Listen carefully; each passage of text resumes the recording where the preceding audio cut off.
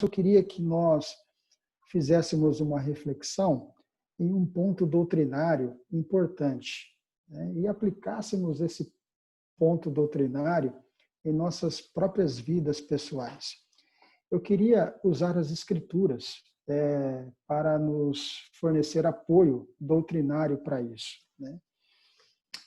Eu estava, certa manhã, estudando o livro de Doutrina e Convênios, né? E eu cheguei na seção 122 do livro de Doutrina e Convênios. E a seção 122 de Doutrina e Convênios, ela é uma seção muito profunda, né? Porque trata de uma situação em que um profeta do Senhor estava vivendo um momento muito difícil na vida dele. As perseguições com a igreja eram imensas, eram muito fortes. E sua vida pessoal estava em risco, inclusive. O profeta estava preso em uma cadeia, em um porão da cadeia, em que ele não conseguia ficar de pé totalmente, né? Devido à altura do porão. Ele estava lá, já havia 6 meses preso nessa cadeia. E o chão era duro, o que dava um pouco de conforto eram palhas, né, que eram colocadas no chão. Ele estava impedido de ver a sua família, impedido de ver os seus filhos, impedido de ministrar os membros da igreja pessoalmente, e ficava frequentemente ouvindo os soldados e os guardas dizerem os agravos que faziam para os membros da igreja. Era uma situação muito difícil, tanto física como emocionalmente para uma pessoa enfrentar. E fez com que ele questionasse algumas coisas e procurasse o Senhor para saber o porquê que ele teria que passar por tudo aquilo, né? E a seção 122 e a seção 123 de Doutrina e Convênios é uma obra-prima no que se refere a como o Senhor alivia os nossos fardos e como o Senhor alivia as nossas dores. Mas o que eu gostaria de chamar a atenção com os irmãos é um versículo específico que me veio à mente, né? Os profetas do Senhor têm nos dito que nós precisamos ouvir o Senhor. Uma das coisas que o presidente Nelson tem nos dito e tem nos aconselhado a fazer é ouvir o Senhor. Eu me peguei perguntando muitas vezes como que eu posso ouvir o Senhor. É muito bonito ver as mensagens do presidente Nelson dizendo que nós devemos ouvir o Senhor, que nós devemos ouvir Ele, né? A gente até se emociona com, às vezes, os vídeos do presidente Nelson dizendo ouça o Senhor e devemos ouvir o Senhor. Mas eu me perguntei como eu próprio posso ouvir o Senhor e sentir que Ele está falando comigo, né? Uma das maneiras que eu entendo que o Senhor está falando comigo é as suas palavras pré-gravadas nas Escrituras. Ali elas já estão gravadas, as suas próprias palavras. E os livros de Doutrina e Convênios é a palavra do próprio Jeová ditada na mente e no coração do profeta. Quer ouvir a voz dele? Estude o livro de Doutrina e Convênios regularmente, e as Escrituras. Porque ali estão as palavras pré-gravadas do Senhor. E uma coisa que geralmente eu uso é entender o contexto daquilo que está escrito nas Escrituras e aplicar aquilo no contexto da minha vida. Algumas vezes eu até troco os nomes dos personagens que estão ali pelo meu próprio. E ao fazer isso, eu tenho um sentimento de que o Pai Celestial está falando diretamente comigo, está falando comigo pessoalmente. E eu li essa escritura no livro de Doutrina e Convênios, na seção 122, nos versículos 36 e versículos 37, que eu gostaria de compartilhar com os irmãos agora nessa mensagem. Diz o seguinte, seção 122, versículos 36 e 37. É uma revelação direta para o sacerdócio. Porém, nós sabemos que o poder do sacerdócio ele é concedido tanto para os homens quanto para as mulheres, em especial aquelas que são investidas com os ordenanças do templo. Então, ao ler isso daqui, tentem compreender no sentido tanto do gênero masculino quanto do gênero feminino. Isso é muito importante para nós. Não está falando apenas para os homens, está falando para todos os filhos de Deus. Diz assim, que os direitos do sacerdócio são inseparavelmente ligados com os poderes do céu, e que os poderes do céu não podem ser controlados nem exercidos, a não ser com o princípio da retidão. Que eles podem ser conferidos é verdade. Mas quando nos propomos a encobrir os nossos pecados e satisfazer o nosso orgulho, nossa vã ambição, ou exercer controle ou domínio ou coação sobre as almas dos filhos dos homens, em qualquer grau de iniquidade, eis que os céus se afastam, e o Espírito do Senhor se magoa, e quando ele se afasta, amém para o sacerdócio e para a autoridade daquele homem. O que veio fortemente na minha mente e queria compartilhar com os irmãos é sobre a parte que diz quando tentamos satisfazer o nosso orgulho e encobrir os nossos pecados. É nisso que eu gostaria de concentrar a minha mensagem. O orgulho, irmãos, é algo muito destrutivo para a alma de um filho de Deus. Infelizmente, é um comportamento tipicamente humano. Todos nós, em certo grau, temos orgulho em nosso coração, porque somos homens naturais. E o homem natural, ele é inimigo de Deus. A queda, infelizmente, trouxe sobre nós o comportamento do homem natural.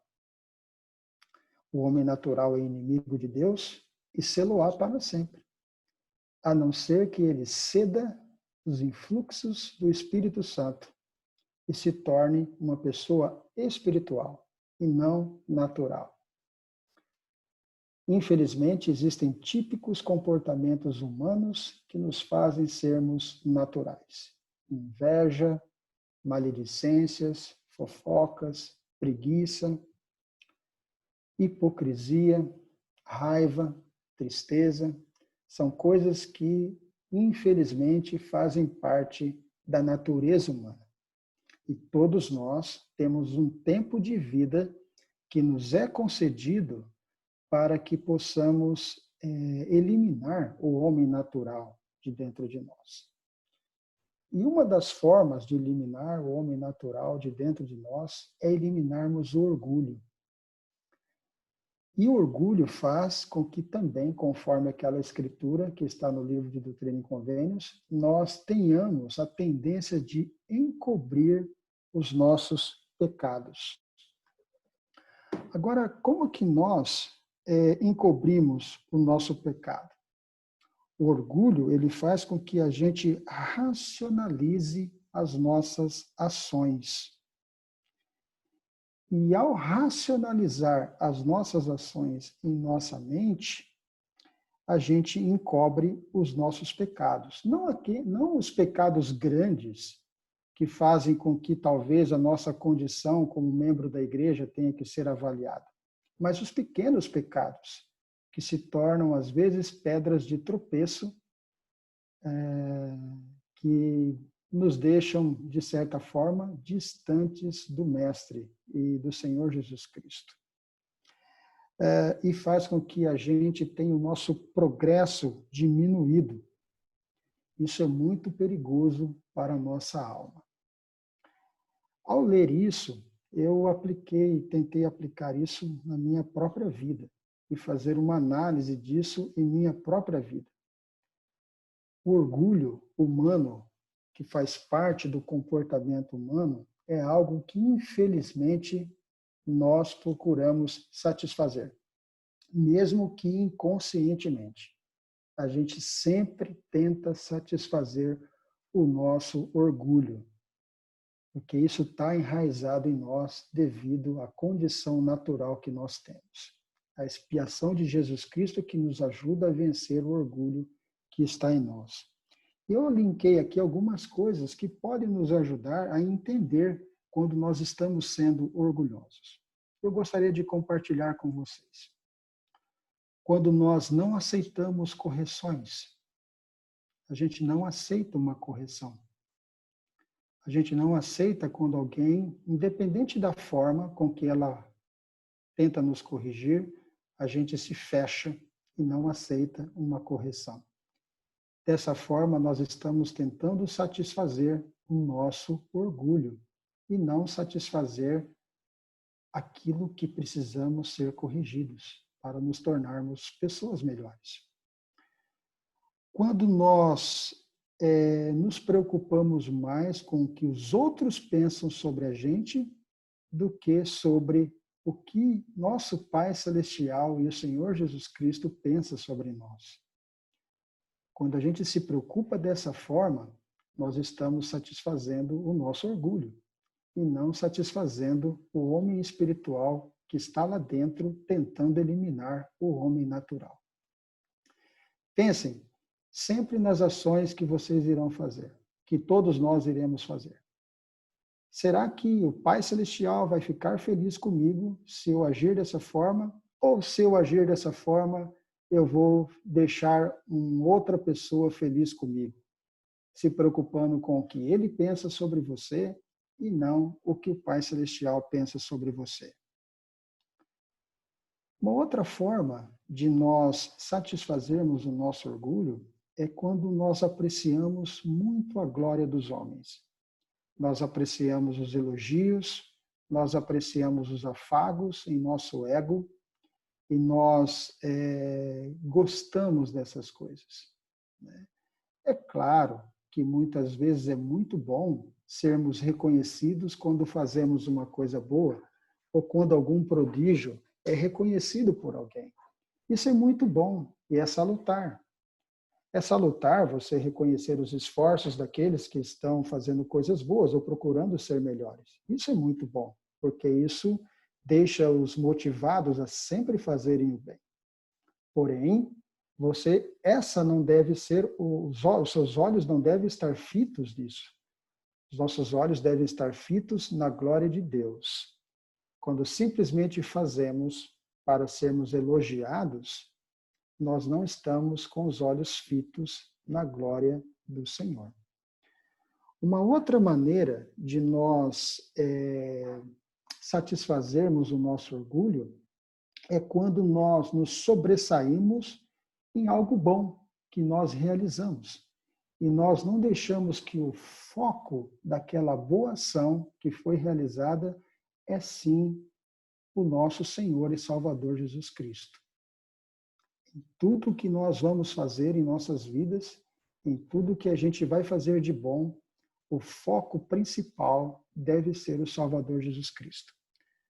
Quando nós compartilhamos uma mensagem das Escrituras Sagradas, ministramos alguém, quando nós aconselhamos uma pessoa, quando nós aconselhamos um ente querido, o foco nunca deve estar em nossos exemplos principais.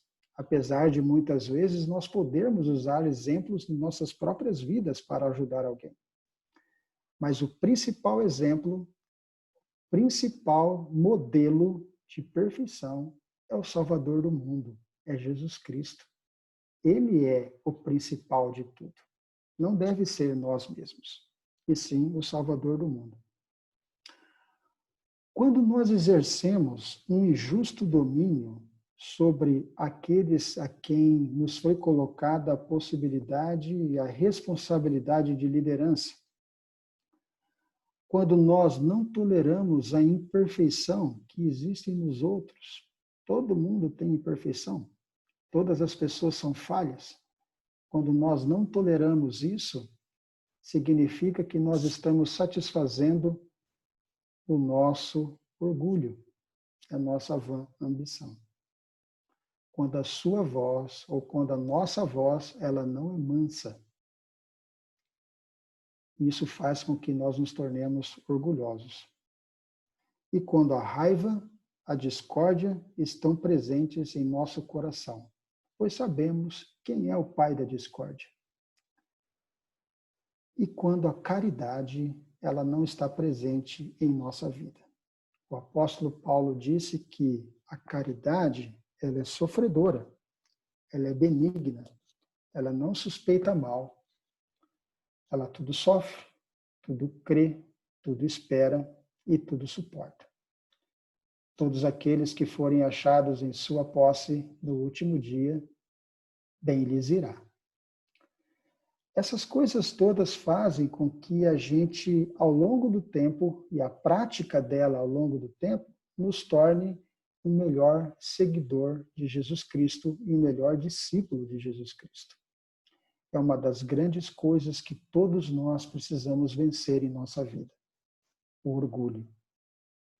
O orgulho, infelizmente, trouxe muitos problemas para a igreja na época dos nefitas. Lamentavelmente, até os não membros da igreja sofriam pelo orgulho que os membros da igreja tinham. Nas últimas semanas, nós temos estudado isso no Vem e Segue-me. Vale a pena uma revisão desse princípio. Hoje mesmo, ao estudar uma parte do Vem e Segue-me aqui em casa, eu e minha esposa, nós nos deparamos com uma escritura que está lá que eu gostaria de compartilhar com vocês. Porque quando esse tipo de comportamento está em nós, nós nós ficamos muito distantes de conhecer os mistérios de Deus. Uma outra palavra por orgulho é aquele que é duro de coração. Todos nós precisamos sempre examinar os nossos corações para saber se não há nenhuma rudeza ou dureza em nosso coração. É interessante que Alma e Amoleque, ao pregar para o povo de Amonia, tocaram exatamente no ponto que eles precisavam ouvir. Eu gostaria de compartilhar com vocês novamente essa escritura que está no livro de Alma, no capítulo 12. Lá no versículos de 9 a 11, diz o seguinte: E então Alma começou a explicar-lhe essas coisas, dizendo: É dado a muitos conhecer os mistérios de Deus. Muitos podem conhecer os mistérios de Deus, irmãos. É-lhes, porém, absolutamente proibido divulgá-los. Olha que interessante. Aqueles que conhecem os mistérios de Deus não podem divulgar os mistérios de Deus, a não ser a parte de sua palavra que lhe concede aos filhos dos homens, de acordo com a atenção e diligência que lhe dedicam. Quanto nós damos atenção e diligência e dedicação ao Senhor, então os profetas que conhecem e que é revelado os mistérios de Deus para eles, é nos dito então. Versículo 10. E, portanto, aquele que endurecer o seu coração, ou seja, ter orgulho dentro do coração, receberá uma parte menor da palavra. E o que não endurecer o coração, a ele será dada uma maior parte da palavra, até que lhe seja dado a conhecer os mistérios de Deus, até que o conheça na sua plenitude. E os que não endurecerem o coração, será dado uma menor parte da palavra, até que nada saibam a respeito dos mistérios, e daí serão escravizados pelo diabo, elevados por sua vontade à destruição. Ora, isto é o que significa correntes do inferno. Que todos nós possamos, então, não endurecer os nossos corações. Procurarmos, então, nos livrarmos do orgulho, seja qual for o grau que ele estiver em nós. Se nós estamos pensando, talvez, que não precisávamos estar ouvindo isso porque estamos completamente despidos do orgulho, então, você está caminhando de uma maneira muito rápida para endurecer o seu coração. Muitas vezes, quando nós pensamos que uma determinada pessoa precisava estar ouvindo essa mensagem, essa pessoa é você próprio. Porque todos nós precisamos estar despidos de um coração endurecido e do orgulho em nossas vidas. A principal mensagem de ministração é a mensagem do Mestre. Infelizmente, a tecnologia não foi nosso amigo aqui para um vídeo que eu queria mostrar para vocês. Mas vale a pena vocês encerrarem a noite de domingo assistindo no canal da igreja as mensagens de bem-aventuranças do Senhor, nosso Salvador Jesus Cristo. Essa é a principal mensagem de ministração. Eu, como presidente da Estaca, não faço nem ideia e não tenho nenhuma condição de chegar a ser como o Mestre Jesus Cristo foi, ou de essa mensagem ser superior àquilo que Jesus Cristo pregou no Sermão das Montanhas. Essa é a principal mensagem de ministração dessa noite. A do próprio Mestre, a do Senhor Jesus Cristo. Ele deu a principal mensagem de ministração. E se ele voltasse hoje, e se ele tivesse hoje aqui dando uma mensagem de ministração para todos nós, ele repetiria novamente para todos nós a mensagem do Sermão da Montanha. Ele falaria para nós como seríamos bem-aventurados. Leiam essas mensagens do Salvador do mundo e das bem-aventuranças. E ao lermos as bem-aventuranças do Salvador, que façamos uma reflexão se na nossa vida pessoal, se na minha conduta, se naquilo que eu estou fazendo da minha vida, tanto no meu próprio trato, quanto no trato com o meu semelhante, eu estou sendo aquilo que o Salvador disse nas bem-aventuranças. Em uma entrevista que tive recentemente, quem estava me entrevistando fez as perguntas do templo para mim. Ele me disse: presidente Wagner, você apoia o presidente da igreja como profeta, vidente e revelador? Você apoia as autoridades gerais, as autoridades locais da igreja? Irmão Wagner, você guarda a palavra de sabedoria, vive a lei da castidade. Irmão Wagner, você paga um dízimo honesto, fiel e integral. Irmão Wagner, você tem obrigações ou algum pecado ou erro em sua vida que você devesse ter confessado com a autoridade do sacerdócio e você não fez por alguma razão. Irmão Wagner, você se esforça para se manter moralmente limpo em seus pensamentos e em suas ações? Confesso, queridos irmãos, que essas perguntas foram relativamente fáceis de responder. Ao terminar essa parte da entrevista, ele começou fazendo as perguntas difíceis. Ele me disse: presidente, vamos agora para a parte difícil da entrevista? Eu fiquei um pouco assustado. E ele me disse o seguinte, então: irmão Wagner, figurativamente, se alguém te bater na face, você vai virar a outra face para ele?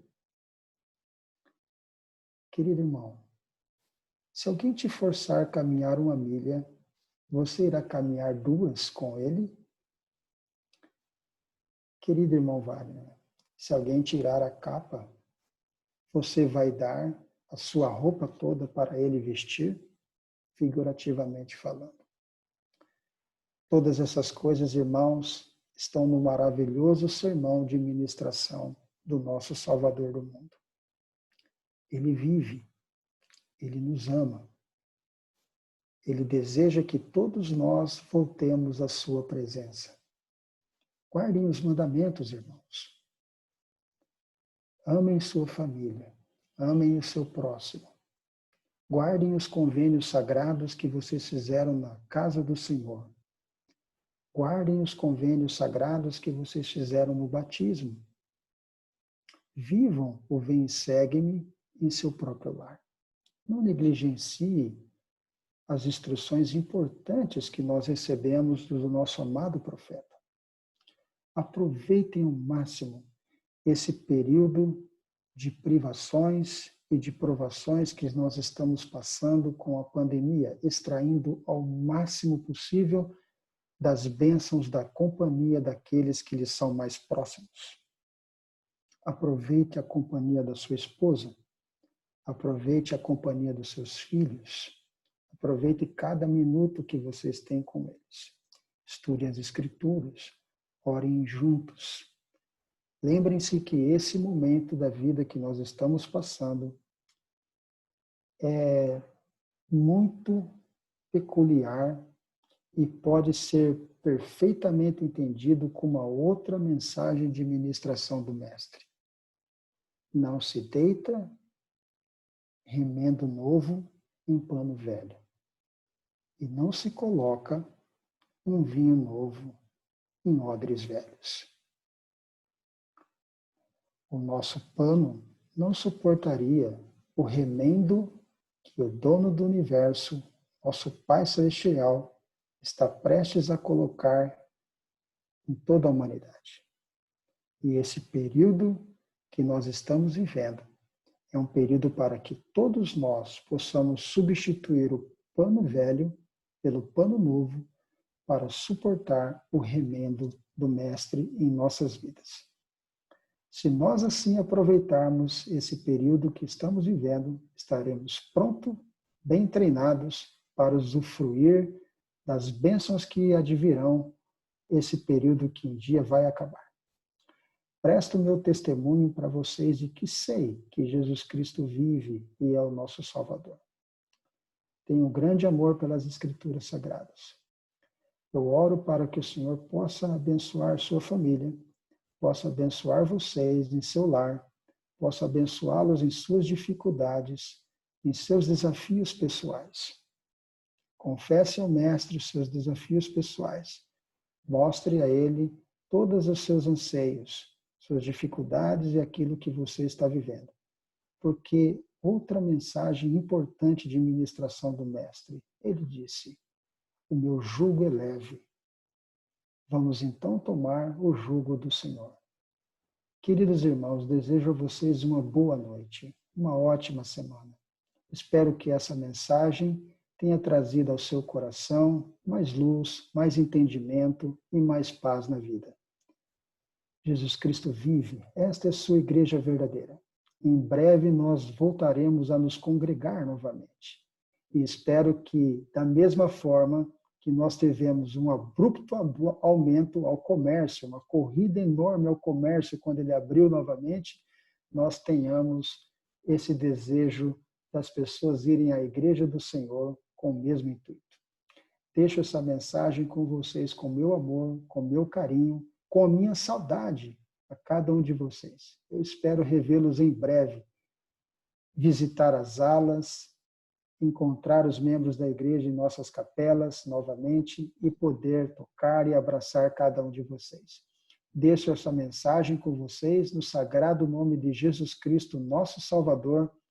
Amém.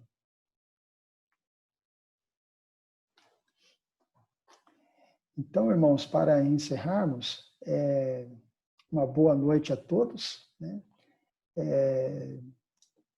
Façam suas próprias orações, estudem essas escrituras, né? E terminem o dia de domingo à noite com essas reflexões que vocês acabaram de receber aqui. Muito obrigado, uma ótima noite a todos. Tchau, tchau.